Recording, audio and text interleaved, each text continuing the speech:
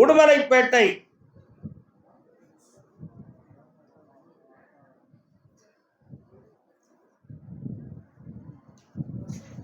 தாய்க்கொரு பணி நேர்ந்தால் மகற்கில்லையோ, அன்னை தமிழுக்கு பணி நேர்ந்தால்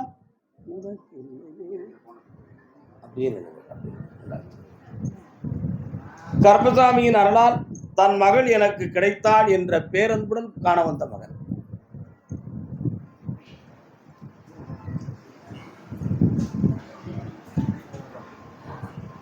கால் எழுத்தோம்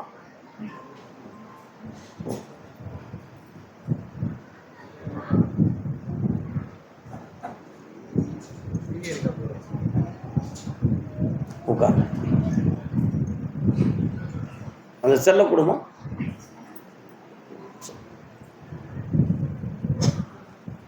உலகத்தில் மனிதன் எந்த ஒரு வார்த்தைகளை சொன்னாலும் உள்ளம் அறிந்து சூழ்நிலை அறிந்து அடுத்து நிகழப்போவது என்னென்பதை எப்படி நிகழ்ந்தால் சரியாக இருக்கும் என்பதை உணர்ந்துதான் அறிவாளிகளும் ஞானிகளும் பேசினார்கள். உண்மையா இல்லையா? சாதாரண மனிதன் பேசலாம்னா எதையும் எதிர்பார்க்காம பேசிடலாம். பண்பட்டவன் பக்குவப்பட்டவன் முக்காலங்களையும் உணர்ந்து சொல்லுகின்ற ஞானி பேசலாம்னா இந்த நிகழ்வால் அடுத்து என்ன நடக்கும் என்பதை உணர்ந்துதான் பேசணும். எடுத்தோன்னு கவுத்தோன்னு புகழ் உணர்ச்சியில வார்த்தையை விட்டுட்டாங்கன்னா மாட்டிக்கிறோம். புரியுதா? அதனால எல்லாம் தெளிவாக சொல்வோம், தெளிவாக நடத்துவோம். கால் விட்டு வரலாம்.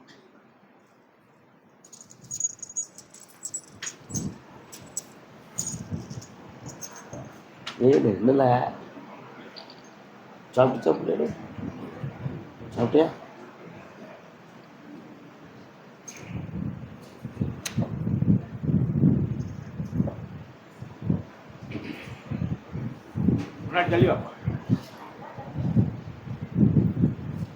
வரிவகுத்த புலியை சிறு புழுவும் கொல்லும், கரிபெருத்த யானையை சிற்றெரும்பும் வதைக்கும், வருங்காலம் அறிவோரும் மதிமயங்கி நிற்பார். இவைகளெல்லாம் விதிகாட்டும் வழிகளாகும். புரியுதா? என்ன புரிஞ்சுது? பெரிய புலி யாரையும் கொண்டு வரும். புலின்னு சொன்னாலே எல்லாருக்கும் ஒரு கிளி வரும். அப்படிப்பட்ட புலிய ஒரு சிறு புழு காத்துக்குள்ள போய் இருந்து கொண்டு வரும். அதான் வரி வகுத்த புலியை சிறு புழுவும் கொல்லும், கரிபெருத்த யானையை. உடம்புலே பெரிய அளவில் பெரியது எது? யானை. அந்த யானையை கண்ணுக்கு கூட புறப்படாத சிற்றெரும்பு கொண்டு விதி. வரும் காலம் அறிவோர் மதிமயங்கி நிற்பார். நாளை நடப்பது என்னென்று சொல்லுகின்ற ஞானியர்கள் கூட ஆசைக்கோ உணர்ச்சி வசத்திலேயோ புகழுக்கோ தன் மதியை பறிகொடுத்து விட்டார்கள் என்றால் அவர்களும் மதிமயங்கி விடுவார்கள். அதை போல இந்த விஷயத்தில் மனிதன் எல்லோருமே விதியினுடைய சக்கரத்தில் சுழந்தவர்கள் தான். விதியின் சக்கரத்தில் சுழந்தவர்கள் தான். தெளிந்த அறிவு இருந்தாலும் ஒரு சில வார்த்தைகளாலும் ஒரு சில அன்பு பாதங்களாலும் மதியையும் மனதையும் பறிகொடுத்து தன் வாழ்வில் பல்வேறு குழப்பங்களை சுமந்தவர்கள் தான். உனக்கு புரியும் நினைக்கிறேன். சரிண்ணா? அதனால அந்த வாழ்க்கை இனி சரியா தவறா அப்படி என்று உள்மனதுக்குள்ள ஒரு எண்ணமும், பெற்றோர்களுக்காக தன்னுடைய வாழ்க்கையில் ஒரு சில முடிவும் எடுத்துக்கொண்டு இப்ப என் முன்னால உட்கார்ந்துருக்க. என்ன மகளே? ஆனா உள்மனதில் இருக்கக்கூடிய சிந்தனை ஏமாற்றத்தை தழுவி இருக்கு. புரியுதா? புரியலையா? ஏமாற்றத்தை தழுவி இருக்கு. அந்த ஏமாற்றம் நமக்கு நடந்த நம்பிக்கை துரோகமா? நாம சரியாகத்தான் இருந்தோமா? எப்படி இந்த நிகழ்வு ஏற்பட்டது என்பதை பற்றி புரியாமல் உன்னுடைய சுய வாழ்க்கையில இப்போ மனதுக்குள்ள உள்ளுக்கு அழுது வெளியே சிரித்துக் கொண்டு என் முன் இருக்கின்றாய். தாத்தா சொல்லு தப்பு இருக்கா? ஆனா இனிமேலும் அந்த சங்கிலி நம்மை தொடர்ந்து கொள்ளுமா அல்லது தொடராது துண்டித்து விடுமா? எப்படி இந்த வாழ்க்கை நடக்கும் என்பதை பற்றிய ஒரு சில குழப்பமான கேள்வி இப்பொழுது உள்ளத்துக்குள் இருந்து ஒன்று அமைதி இல்லாமல் உறங்க விடாமல் துரத்தி கொண்டே இருக்கிறது. ஆனா இனிமேல் அது தொடராது. அது பாதை மாறிய பயணங்கள். அதனால இனி இறைவன் கொடுக்கின்ற வாழ்வை புனிதமாக கருதி கொண்டு உள்ளத்தை அமைதிப்படுத்திக் கொள்வதே சாலச் சிறந்தது. சரியா? அதனால மனதை பக்குவப்படுத்திக்கணும். உன்னுடைய உணர்வுகளுக்குள் இப்பொழுது இவங்களோட சேர்ந்து இருக்கிறதுலயும் முழு நிம்மதி இருக்காது. தனிமையிலே நீ போய் சென்ற இடத்தில் போய் இருக்கலாம்னாலும் அங்கேயும் உனக்கு தெளிவு நிம்மதி இருக்காது. இவைகளையெல்லாம் விட்டு விட்டு தனிய பெயரலாம் நினைச்சா நீ ஒரு ஆம்பளையும் கிடையாது, ஒரு பெண்மகள். அதனால இந்த 3 சர்க்கத்திலும் உனக்கு எந்த திசையும் சரியாக இல்லை. இப்பொழுது உனக்கு ஒரே ஒரு தூண், திக்கில்லாத ஒரு பறவைக்கு கப்பல் கிடைத்தது போல், ஓட்டை படகில் சென்று கொண்டிருக்கும் ஒருவனுக்கு ஒரு துடுப்பு கிடைத்தது போல், இப்போ உன்னை காப்பாத்துறதுக்கு இந்த கருப்பசாமிங்கிற ஒரு தெய்வம் மட்டும்தான் உன் முன்னால உட்கார்ந்துருக்கேன். அதனால உன்னுடைய கண்ணீரை துடைப்போம். நடந்து போன்ற துயரத்தை அறுத்து விட்டு இனி புனிதமான நிம்மதியை கொடுக்க உனக்கு நல்வாழ்வு அமைச்சு தாரேன். கால விழுத்துவா.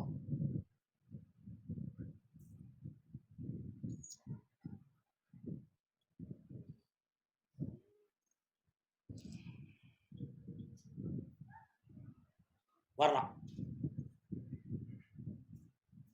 மனமூறு குரங்கு ஒரு பாட்டு சத்தம் கேட்டுக்கிட்டு இருக்கு.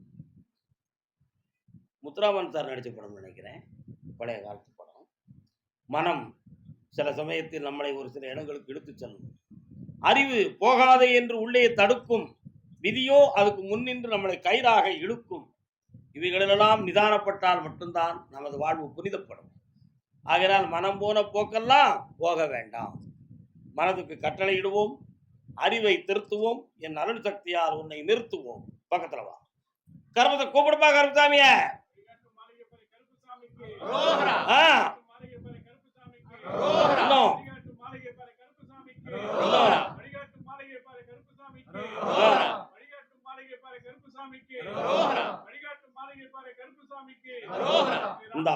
வெற்றி ஆயாச்சு. நல்லாரு. இனி என் சக்திக்குள் கட்டுப்பட்டு இருப்பாயாக. வெற்றி அடைவார். இந்த மகனே, இந்த போன்ல எதுவும் மெசேஜ் வருதான்னு அடிக்கடி தொடர்ந்து நீ பார்க்குற. அதனால நிதானமாக இருப்பாயாக, நிம்மதியாகவும் இருப்பாயாக. புனிதமடைவாயம்மா.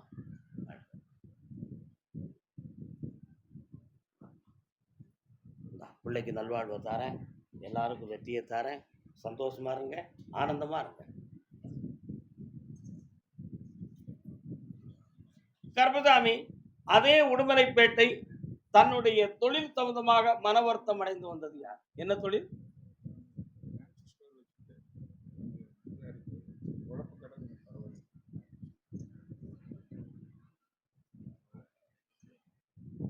வேப்பிலை மணக்கு. வேப்பிலை மணக்கு. உனக்கு அங்க எனக்கு இங்க வா. அவரு தான் உனக்கு என்ன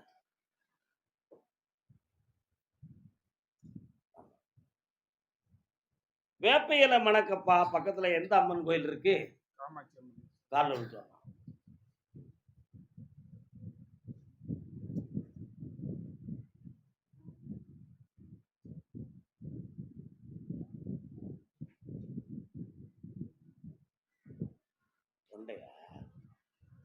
உன்னுடைய கட்டுமனைக்கு நான் போய் பார்த்தேன். இது சாத்வீகமான காமாட்சி, பழி வாங்கும் காமாட்சி கிடையாது. ஏன்னா ஒரு காலத்துல சோழ பெருந்தகையிலே சோழ நாட்டில் காமாட்சி அம்மனுக்கு கடாய் விட்டுற பழக்கம்லாம் அந்த காலத்துல இருந்திருக்கு.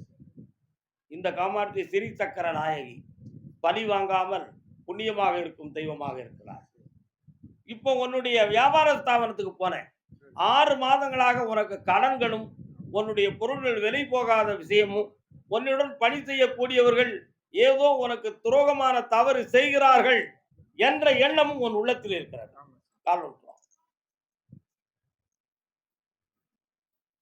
செஞ்சது உண்மையா? உண்மைதான். பணி நீ கலக்கிறேன்டா.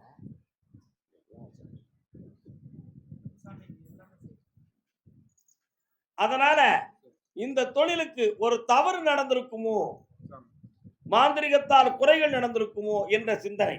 நடந்தது உண்மை. அது யார் என்று கேட்பதை விட அந்த முடக்கத்தை தீர்த்து தருவது என் கடமை. அது மட்டும் இல்லாம ஒரு பேங்க்ல இருந்து அடிக்கடி பேசுறாங்க. அங்க அவங்களுக்கு பதில் சொல்ல முடியாம ஓடி ஒளிதது மாதிரியும் மனதை கஷ்டப்படுத்தி இப்ப வச்சுக்கிட்டு இருக்கேன்.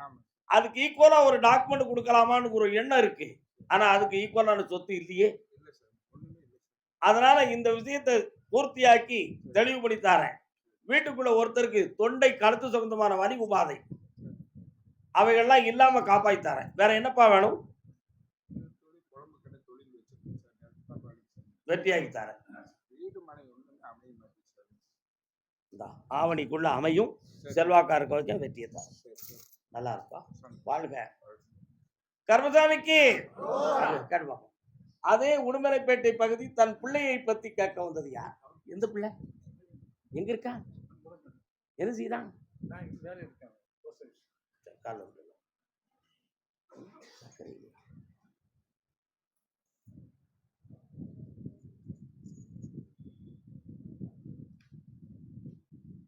மங்களம் அருள். ஆத்திரப்படக்கூடாது தம்பி, அவசரப்படக்கூடாது, நிதானம் பெறுவாயாக. உட்கார் பார்க்கலாம். கல்யாணம் ஆயிடுதா? காலில் விழுந்து வரலாம். காலில் விழுந்து வரலாம்.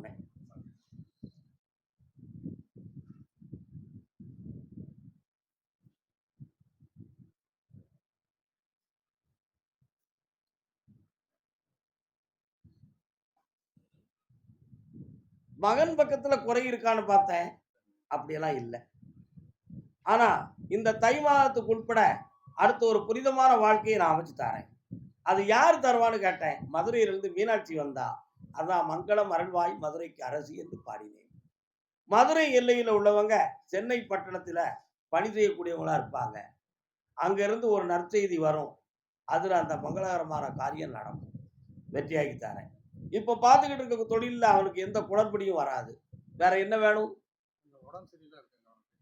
உடம்புக்குன்னா இடுப்புக்கு கீழே உடம்பு சரியில்லை. சரிண்ணா? அந்த ஸ்தானத்து பக்கத்துல வலி உபாதை, கிட்னி சம்பந்தமான உபாதைகள் இருக்கு. அதான் எடுத்த உடனே அந்த பாயிண்ட்டுக்கு வந்தேன். நான் குணமாக்கி தரேன். என்னை தனியை பார்த்துப்போப்பா. சரியா? சின்ன பையனை பத்தி அடுத்த உத்தரவுல பேசுவோம். பக்கத்துல வரணும். நான் வரம் கொடுக்குறவன் எட்டி வந்து கொடுக்க கூடாது. என் கிட்ட வந்து வாங்கணும். கர்மசாமி, ஆமா அப்படியா? வந்தவாசி. எல்லாருமே இந்த உலகத்துக்கு வந்தவாசி தான். என்ன வந்தவாசி தானே? எல்லாமே இந்த உலகத்துக்கு வந்தவாசி தானே? இடி இடிச்சு மழை பொழிஞ்சு எல்லாம் ஒண்ணாச்சு.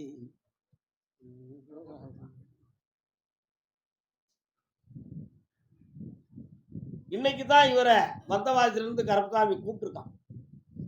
ஆனா இவர் பலமுறை இந்த கோயிலுக்கு வந்து என்னை தரிசனம் பண்ணி விபூதி மட்டும் வாங்கிட்டு போயிட்டே இருந்திருக்கிறார். அந்த எண்ணங்களுக்கு பரிசாக இவருடைய மகனுக்கு ஹோண்டா கம்பெனியில வேலையை வாங்கி கொடுத்தான் கருப்பசாமி. உண்மையா இல்லையா? அந்த வேலையை வாங்கி கொடுத்த மகிழ்ச்சியில அடுத்த மகனுக்கு உடல்நிலையை நல்லாக்கணும்னு சொல்லி என்கிட்ட கேட்க வந்திருக்கீங்க. அது மட்டும் இல்லாம உலக வாழ்க்கையில் கணவன் மனைவியாக காட்சியளிக்கிற பாக்கியம் என் பிள்ளைகளுக்கு இருக்கா அப்படிங்கிற ஒரு உள்ளுணர்வும் மனதுக்குள்ள இருக்கு. இருக்கா இல்லையா? இன்னொரு தடவை கால் விட்டாங்க.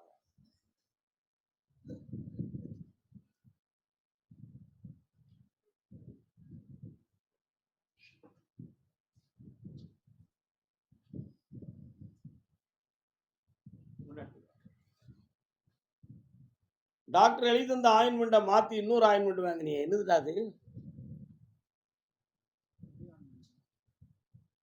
முதல்ல எழுந்த ஆயின்மெண்ட்டுக்கும் மற்றதுக்கும் டிஃப்ரெண்ட் இருக்க. அப்படியா? அப்ப அந்த ஆயின்மெண்ட் பழையது போடல நீ பத்தியா?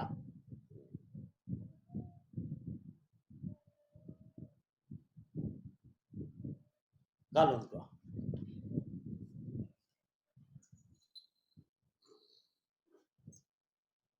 முருகா, நீ நினைச்சா நடக்காதா? ஏன் நடக்காது? நடக்கும்.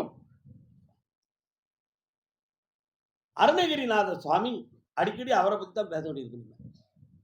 அருணகிரிநாத சுவாமி என்ன செஞ்சார்? அவருக்கு பிறவி நோய்னு ஒரு நோய் வந்துருச்சு. பிறவி நோய்னு என்ன நோய்? மனிதனால் தீர்க்க முடியாத ஒரு நோய், குஷ்டரோகம். இனிமேல் மனைவி முதல் யாரும் நம்மளை மதிக்க மாட்டார்கள். இந்த உலகத்துல இருக்க வேண்டாம் நினைச்சு திருவண்ணாமலை கோபுரத்திலிருந்து கீழே விழுந்தார்.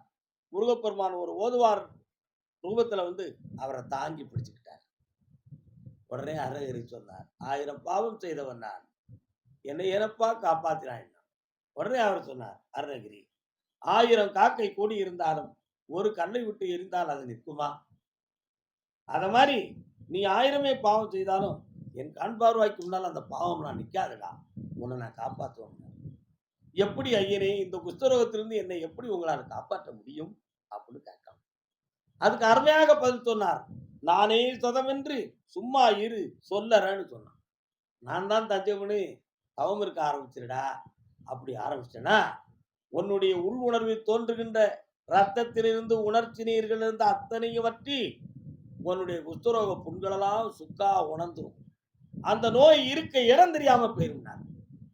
அப்படி தன்னை மறந்து ஓம் முருகா முருகான்னு உள்ளத்துக்குள்ளேயே சொல்லி வெளில வாய் விட்டு சொல்லல. எவனா சொன்ன வர என்னது, சும்மா இரு சொல் அற சொல்லாத, ஆனா உள்ளத்துக்குள்ள நினைச்சுக்கிட்டே இருக்கா அப்படின்னாரு. அப்படி நினைத்து நினைத்து உணர்ந்து உணர்ந்து உள்ளுக்குள்ளே சிந்தித்து சிந்தித்து உடல் முழுக்க இருந்த குஷ்டரோக நோயெல்லாம் அப்படி வத்தி ஒரு சொட்டு நீர் சலனமும் இல்லாமல் இருந்த புண்களெல்லாம் வைரம் போல் காய்ந்து உணர்ந்து இருக்க இடம் தெரியாம போயிடுது. இந்த உலகத்துக்கே எம்பெருமான் முருகனை பற்றி 16,000 திருப்புகள் எழுதினான். முத்தை தெரு பத்தி திருநகை அத்திக்கரை சத்திக்குறு வித்துக்குறுவரை என ஓதும் என்னும் திருக்குறளில் இருந்து 16,000 திருக்குறள் எழுதினார். திருப்புகழ். அவனுக்கு வர கொடுத்தது யாரு? யார் வர கொடுத்தா? முருகப்பெருமான் கொடுத்தார். அதே போல உன்னுடைய நுண்ணறிவில் நீ போய் டாக்டரை கேட்கும் பொழுது இந்த நோய் தீராது, இது சோரியாசிஸ் வகையை சார்ந்தது அப்படிங்கிற வாசகத்தை சொன்னார் இல்லையா? அதனால உன் மனதுக்குள்ள ரொம்ப வேதனை, வெளியில சிரிப்பு, பெற்றோர்களுடைய மனம் புண்படக்கூடாது என்பதற்காக உன்னை நீ அலங்காரம் செய்து கொண்டு இருக்கிறாய். சில வேளைகளில் நாம் ஏன் உயிரோடு இருக்க வேண்டும் என்ற எண்ணமெல்லாம் உன் உள்ளத்தில் தோன்றுகிறது. இப்படிப்பட்ட வேதனையெல்லாம் ஓடுது. உண்மையா இல்லையா? கால் பண்ணுவா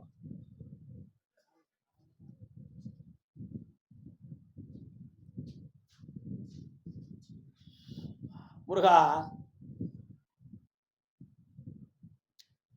இந்த இடத்துல இந்த வார்த்தைகளை சொல்லுகிற பொழுது உன் மனம் புண்படுமோ அப்படி என்று நான் நினைத்தால் அது தவறு. இந்த இடத்துல அந்த நோயை பற்றி சொல்லி அதை உன் உள்மனதில் இருக்கக்கூடிய களங்கம், கவலை, அதை பற்றிய சிந்தனைகள் அனைத்தையும் அறுத்து எடுத்துவிட்டு என் திருநாமத்தை உன் உள்ளார உணர்ந்து உன்னை உணர வைத்து உட்காரும் பொழுது இந்த நோய் உன் உடம்புல இருக்க இடம் தெரியாம போயிடும். அதனால தலையில் இருக்கின்ற அரிப்பு, உள்ளங்காலிலே இருக்கின்ற வெப்பத்தன்மை, கை கால்கள் தோல்ல இருக்கக்கூடிய பிரச்சனை எல்லாம் தீரும். இனிமேல் இந்த நோயை உனக்கு வராமல் காப்பாற்ற. அது எப்படின்னு தெரிய மாட்டேன் கேட்கற சாமி, நோய் தான் வந்துருச்ச, இனிமே எப்படி வராம காப்பாற்றுவீங்க? யாராவது கேட்டீங்களா? இப்போ 10 இடத்துல இருக்குன்னு சொன்னா 11வது இடத்துல வராது. புரியுதா? 10 இடத்துல இருக்குன்னு சொன்னா 11வது இடத்துல வராது. இருக்க இடத்திலேயே அதை வளர விடாமல் தடுத்து நிறுத்தி இந்த நோயால உனக்கு பாதிப்பு இல்லாம ஆகிட்டு இருந்தா போதும்லடா. காலம்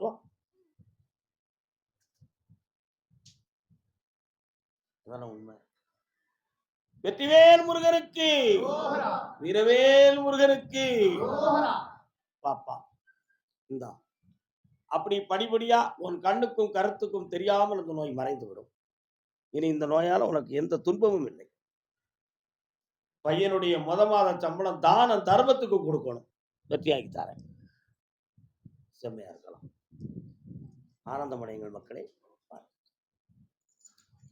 கர்மசாமி காரியாம்பட்டி, அது வெள்ளக்கோயில் பக்கம். ஆமா,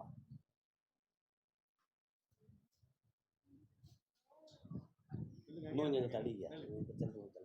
என்ன 15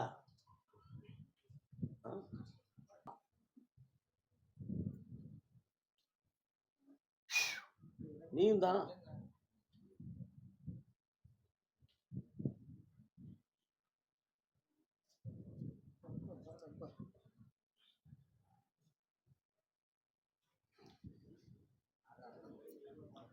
இந்த பெண்ணடியாளுடைய உள்மனசு உள்மனதனுடைய தாக்கம் பாதிக்கப்பட்டிருக்கு.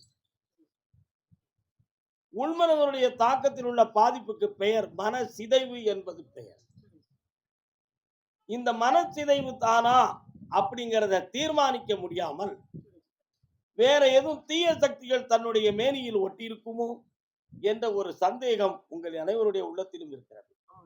ஆனால் இவள் ஒருவள் கொஞ்சம் தெளிவானவள். இவா மனத்துக்கு மட்டும் அவ ஃப்ரெண்ட்ஷிப் மூலமாகவும் சில படித்த பண்பு மூலமாகவும் புரிந்து கொண்டதுல இது மனசு சம்பந்தமான நோயை தவிர இதுல வேற எதுவும் செய்வனை பேய் போன்ற விஷயம் இருக்க வாய்ப்பு இல்லை.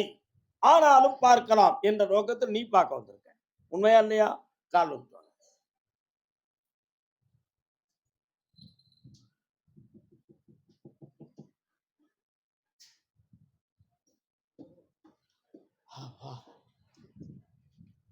ஒரு மனிதன் அம்பத்தூர்ல இருந்து அவர் வீட்டுல மேல தங்கி இருக்கிற ஒருத்தருக்கும் அவருக்கும் பிடிக்கல. கதை சொல்லுன்னு நினைக்க கூடாது, அதுக்குள்ள ஒரு பெரிய அர்த்தமே இருக்கு.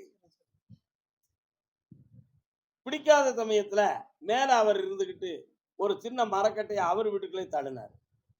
கீழே இருக்கிற ஒரு வீட்டுக்காரர் நல்லா தூங்கும் பொழுது டக் டக்குன்னு சத்தம் கட்டுச்சு. நம்மளை தூங்க விடாம டிஸ்டர்ப் பண்ணதாயா அவன் அப்படின்னு அவன் நினைச்சான். ஏன்? அவனுடைய மனது எதன் வழியில் சென்றது? மேல இருக்கிற நமக்கு எதிரி, நம்ம நிம்மதியா இருக்க கூடாதுன்னு அவன் நினைக்கிறான். அதனால இந்த சத்தத்தை எழுப்பி நம்முடைய அமைதியை குறைக்கிறான் அப்படின்னு இவர் கற்பனை பண்ணார். அடுத்த நாளும் அதே சத்தம் கேட்டுச்சு. ஆனா மேல உள்ளவன் கட்டைய தட்டி விடல. ஆனா இவருக்கு அது கேட்டுச்சு. இப்ப நான் சொல்றேன், நீ ரொம்ப புரியுத. இவனை விட உங்க அப்பனை விட நீ தான் புரிஞ்சுக்கிட்டு வர. கேட்டது நம்மளுக்கு இது ஒரு டிஸ்டர்பா இருக்க அப்படின்னு அவர் உணர்ந்தார். 3ஆம் நாளும் அப்படி ஆயிடுச்சு. 4ஆம் நாள் இப்படி மாத கணக்குல கரெக்டா அந்த 2 மணிக்கு படார் தடார் அப்படின்னு ஒரு சத்தம். நீ நல்லா புரிஞ்சுக்கா, அப்பதான் உனக்கு விளக்கம் கிடைக்கும். புரியுதா? இந்த சத்தம் வந்தோடனே என்ன தேடி வந்தார். அப்போ என் கூட என்னுடைய பெட்ரூம்ல படுத்துக்க ஆரம்பியா, நானும் உங்க கூட படுத்திருக்கோம்னு சொல்லி சென்னையில நானும் அவரும் ஒரு பெட்ரூம்ல படுத்திருந்தோம். விடிய காலம் இருந்துச்சு. உமக்கு சத்தம் கேட்டுச்சான்னு கேட்டேன். கேட்டது. 2 மணிக்கு அந்த சத்தம் கேட்டது. எப்படி கேட்டது? மரக்கட்டைய பட்டார்னு தள்ளி விட்ட சத்தம் கேட்டது. அதே 2 மணிக்கு உங்க பேரை சொல்லி ஓ காளி காளி அப்படின்னு எழுப்புனே, அந்த சத்தம் உமக்கு கேட்டுச்சா அப்படின்னு நான் கேட்டேன். நல்ல தூங்குனேன், நீங்க சத்தம் மட்டும் எனக்கு எப்படி கேட்குங்க? அடே அப்பா, அம்பத்தூர்ல போட்ட மரக்கட்டை சத்தம் மயிலாப்பூர்ல கேக்கு, உன் கூட படுத்திருக்கேன், நான் உன் பேரை சொல்லி கூப்பிட்டேன், அந்த சத்தம் மட்டும் உனக்கு கேட்கலையோ வே அப்படின்னு நான் கேட்டேன். புரியுதா உங்களுக்கு? என்னது புரியுது உங்களுக்கு? அவருடைய மனசு முதல்ல அந்த சத்தம் வளர்ந்துச்ச, அதுல அவருடைய மனசு அடிக்ட் ஆயிடுது. அவர் மனசு அதை கற்பனை பண்ணி பிடிச்சுக்கிடுது. அந்த டைம் வரும்பொழுது அது பதிவானோன்னா அந்த டயத்துல கரெக்டா அதே சத்தம், அதே எண்ணம், அதே வேகம். இங்க பக்கத்துல நின்றுட்டு ஓ மாப்பிள, ஓ அண்ணன், இங்க சத்தம் கூட அவளுக்கு கேட்கறியா? 28 கிலோமீட்டருக்கு அந்த பக்கம் ராசாவுக்கு காட்டுச்சான். அப்ப அவருடைய கற்பனையா இல்லையா? அவருடைய மனதின் மாயை. இதுக்கு பேர்தான் மனச்சிதைவு. இதற்கு பேர்தான் மனச்சிதைவு. அதை போல 1:45 மணில இருந்து 2:45 மணிக்கு உட்பட இவங்களுடைய மனதுக்கு பிடிக்காத ஒரு செயல்கள் சுமார் 3 ஆண்டுகளுக்கு முன்னால நடந்துருச்சு. அந்த செயலுடைய ஒரு இயக்கத்தின் ஒரு தன்மை மனதுல பதிவாகி அந்த டைம் வரும்பொழுது அந்த உணர்வுகள் வந்து தட்டுப்படுது. தட்டுப்பட்ட உடனே தூங்காம படபடப்பு உணர்வு, அப்படி ஒரு பேதரிப்பு. ஐயோ நம்ம ஏதோ அணிஞ்சு போடணும், ஏதோ ஒண்ணு நடக்கு, ஏதோ ஒண்ணு நம்மளை வந்து பிடிச்சுக்கிட்டு ஆட்டுது, நம்ம கண்ணுக்கு அது தெரியுது இது தெரியுது அப்படிங்கிற பல்வேறு தோற்றம், மனதினுடைய மாயையின் பிதட்டல், இவை அனைத்தும் தெரிகிறது. இதனால இவங்க நினைச்சுக்கிட்டாங்க ஏதோ ஒரு தீய சக்தி நம்மளை ஆட்டுவதாக இவங்க நினைக்கிறாங்க. ஆனா இது மனதின் அடித்தளத்திலே பதிந்து கொண்ட ஒரு வகையான பயம், ஒரு வகையான அதிர்ச்சி, பயம். இதனாலதான் இந்த பாதிப்பை தவிர வேற ஒண்ணுமே கிடையாது. அதனால இதுக்கு பேய்க்கு பாரு, பிசாசுக்கு பாரு, தகடு எழுதி கட்டு மூஞ்சில தண்ணியை ஊத்துரு சொன்னா அது கோடிட்ட இடங்கள் நிரப்பிக் கொள்ளலாம். சரியா? அப்படி இல்லை. இது மனதினால் வந்த ஒரு ஆபத்து. அதனால இப்ப மனசு என்ன செய்யும்? தன்னையவே வாட்டும். செத்து போயிருவோமான்னு தோணும். தோணுதா? தற்கொலை பண்ணிக்கிடுவோம்னு தோணும். நம்ம சரியில்லைங்கிறது மாதிரி சிந்திக்க சொல்லும். இப்படியெல்லாம் எந்திச்சு உட்கார்ந்து பித்தா உட்கார்ந்துருப்போம். இது எல்லாம் என்னது? மனதின் கோட்டம். மனசு சரியில்லை. இவ்வளவுதான் விஷயம். இப்ப இவ்வளவு விளக்கமும் நான் சொல்லிட்டேன் மனோதத்துவ ரீதியா. இந்த மனதை அடக்குவது எப்படி அப்படின்னு ஒரு முடிவு இருக்கு. அத கருப்பசாமிகிட்ட கேட்டு நான் ஒரு பொருள் தாரேன். அந்த பொருளை சரியாக எப்படி பயன்படுத்த வேண்டும் என்பதை சொல்லியும் தாரேன். மனதை அங்கே செலுத்த இங்கே மார்க்கம் தெளிவாக காலோன்னு சொல்லலாம். வெற்றி அடையும்.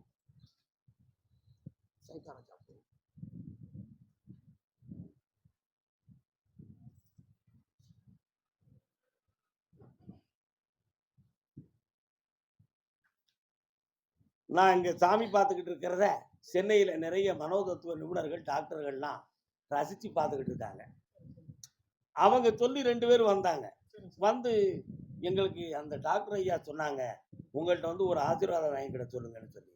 என்னம்மா அவங்களே நிறைய படித்தவங்க எப்படிம்மா சொல்லுவாங்க? இல்லை, உங்களுடைய நடைமுறையும் உங்களுடைய ஆன்மீக முறையும் மன ரீதியாக பக்குவப்படுத்தக்கிட்ட ஒரு ஞானத்தில் இருக்கு. அதனால உங்கள் ஆசீர்வாதம் தேவை என்று எங்களுக்கு சொல்லிவிட்டாங்க ஐயா அப்படின்னு அவங்க சொல்றாங்க. புரியுதா?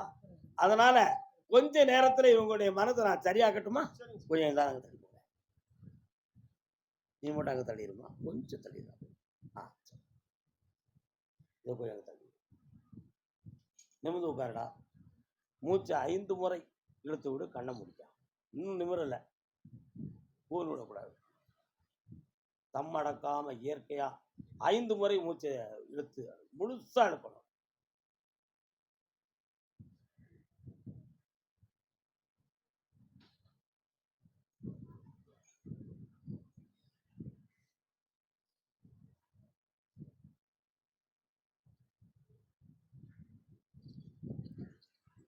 இன்னும்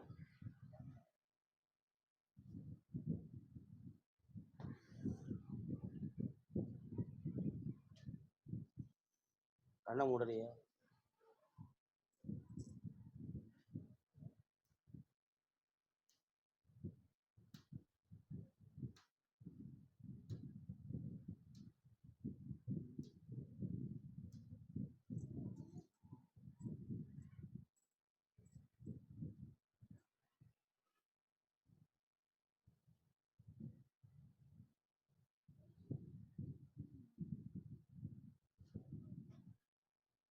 இப்போ நான் விரல்ட்டு கொடுக்குற சத்தத்தை கரெக்டாக கவனித்து கேட்கணும்.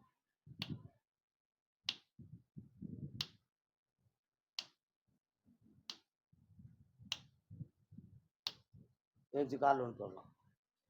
எத்தனை முறை கிடைச்சுமா? இன்னும் 2 முறையை நீ கவனிக்கல. உன் மனசு வேற இடத்துல போயிடுது. கால் ஒன்று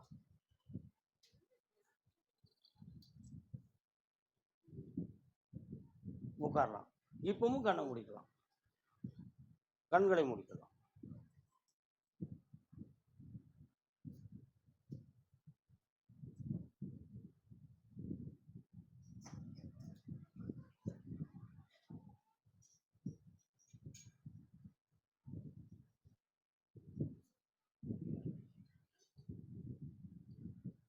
குடிக்கலாம்.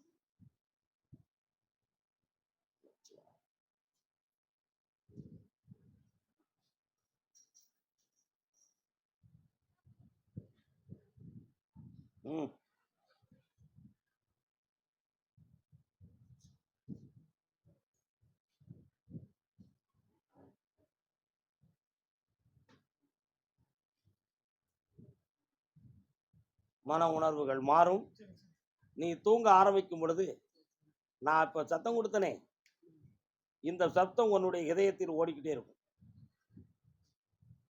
1:45 இருந்து 3 மணி வரை இந்த சத்தம் கேட்டுக்கிட்டே இருக்கும்போது உனக்கு தூக்கம் தானா வந்துடும். அப்படி மெல்ல மெல்ல உன்னை சரியாக்கி வெற்றியாக்கி தரேன். இந்த கனி எப்பொழுதும் கையில் இருக்கணும். போகும்போது ஒரு பொருள் வாங்கிட்டு போங்க.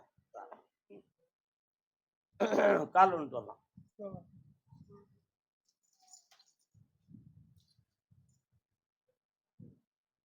இங்க வாமா. ஏதோ ஒரு கேள்வி கேட்க போறியா? என்னமா அது?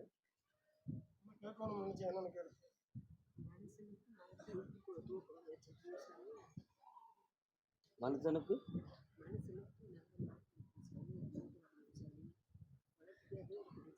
இனி குழப்படியே இல்லை. மனசை மாத்தியாச்சு. அப்படிலாம் ஒன்றும் இல்லை. தெளிவாக கட்டுப்பட்டு இருக்கலாம். வீட்டுல கவலைப்பட வேண்டாம். தைரியம். அந்த கவலையிலிருந்து விடுபட்டுடலாம். அவனுக்கு வேலை ஆவணி மாதத்துக்கு உட்பட ஒரு தெளிவு கிடைக்கும். இவளுக்கு கவர்மெண்ட் போஸ்ட் கிடைக்கும்னு உத்தரவாயிருக்கு. அதனால இவங்க 2 பேரை பற்றிய கவலை உனக்கு தேவையில்லை. நீங்க இருந்து நிம்மதியாக வாழக்கூடிய பாக்கியத்தை தந்துட்டேன். இனி உன் மனக்கவலையை துறவிட்டு என்னை மட்டும் பிரார்த்தனை செய். எல்லாம் வெற்றியாகும். அந்த கடையில் போய் ஒரு படம் வாங்கிட்டு வாங்க. போட்டா நல்லா சரி வாமாங்க. காப்பாற்ற அன்னைக்கு ஒரு படம் வாங்கினீங்களும் அடுத்து பார்ப்போம். அதை பற்றி அடுத்த உத்தரவுல அது படம் வாங்கிட்டு என்கிட்ட கொடுத்து வாங்க. நினைச்சுக்கலாம். கவலைப்படாமல் இருக்கலாம். சரியா?